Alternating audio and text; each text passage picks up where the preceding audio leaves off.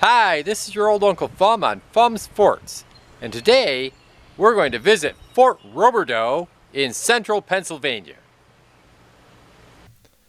The year of 1778 was a year of crisis for the colonies. The British maintained a naval blockade of the colonies, and there was a shortage of lead for Patriot musket balls.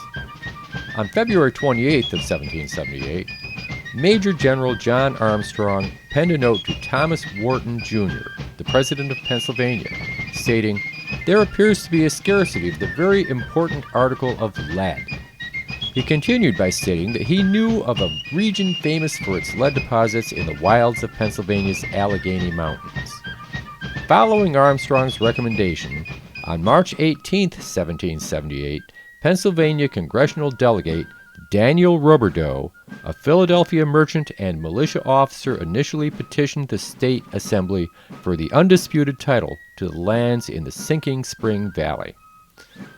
In his April 26 general orders, General-in-Chief George Washington requested 2 good smelters, 2 ditto miners, 4 axemen, 1 dresser, to burn ore, and a good smith, to aid in the lead mining operation in the Sinking Spring Valley.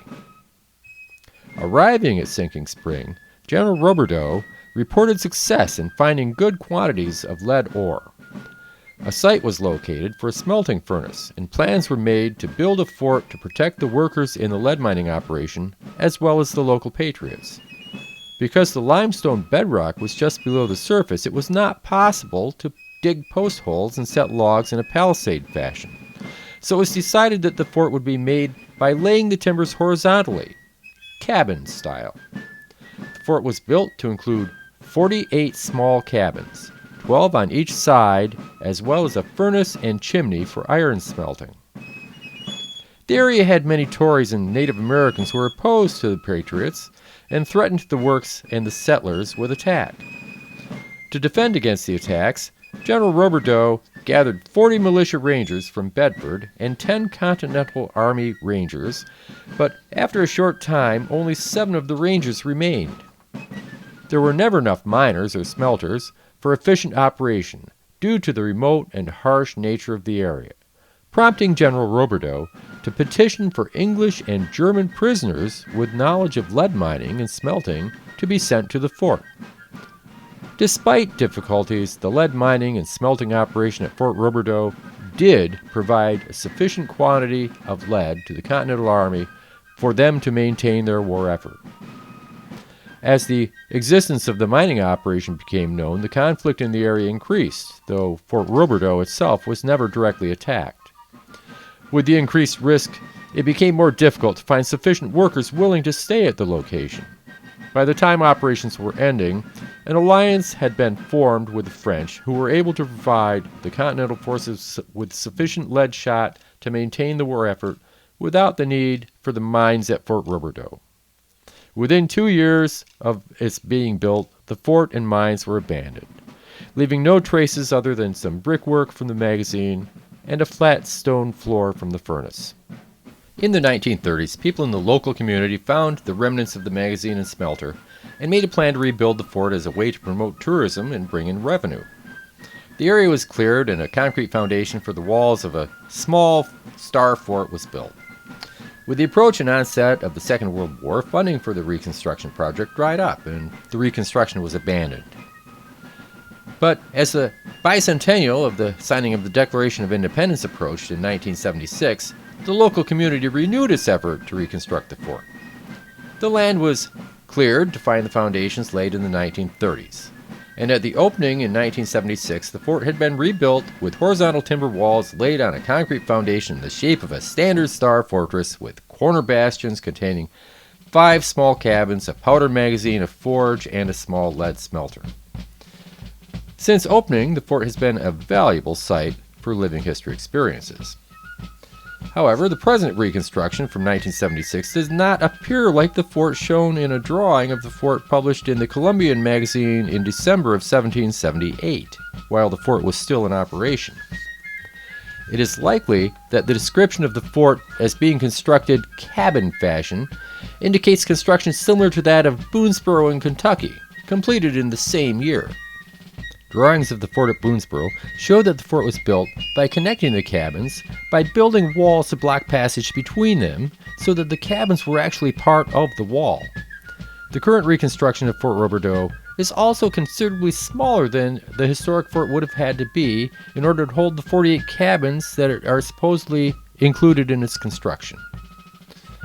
While not an accurate representation of the historic fort built to protect the lead mining operation at Sinking Spring, Fort Roberdeau is still a valuable place for learning about and experiencing aspects of history from the period of the American Revolution.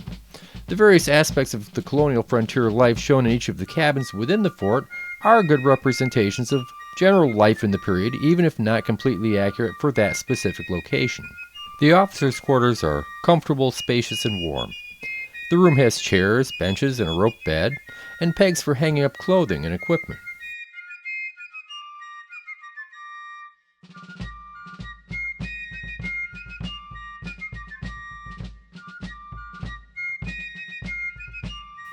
There is a writing desk for the writing of reports, and there's a roster of soldiers in garrison.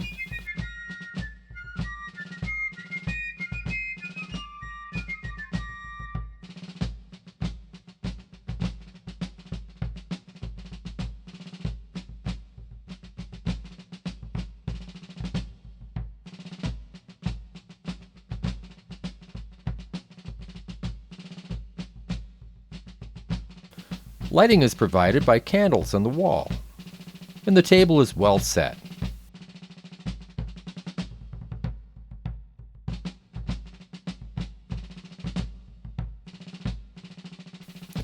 A wrench is provided to tighten the ropes on the bed so that the officers could sleep tight through the night.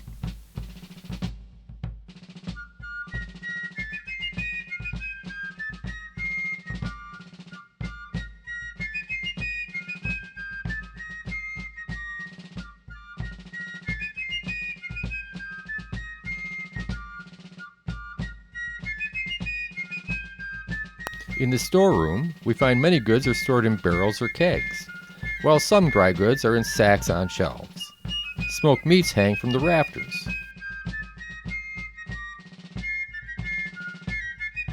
And weapons for the garrison are kept in the storeroom, but the powder is not.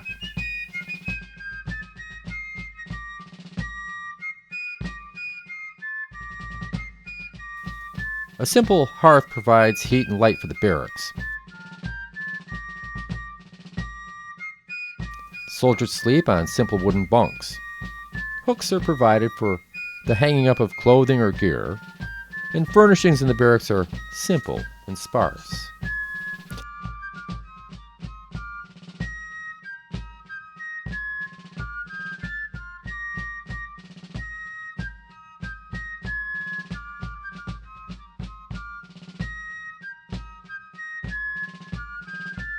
In the center of the fort, there is an open parade ground. The outer walls of the fort have firing loops cut through them for the soldiers to fire through if the fort is attacked.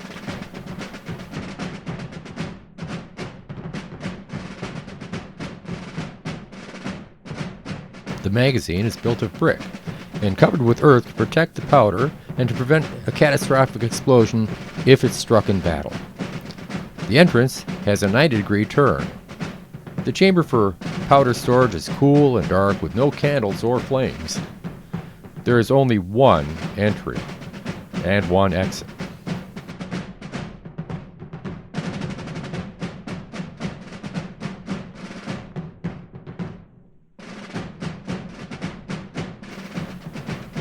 In the miners' cabin, because the miners were skilled workmen, their quarters were better furnished than the barracks. They had an oven for baking and a warm hearth for heat and cooking.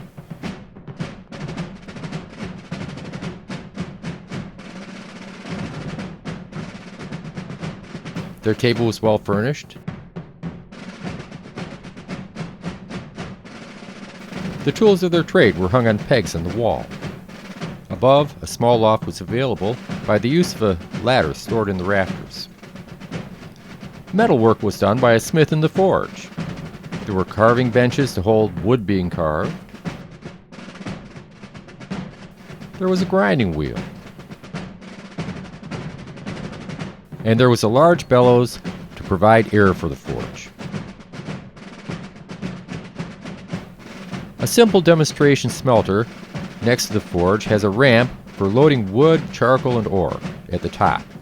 The burning of the wood or charcoal purified the ore, and the molten lead was collected from the bottom.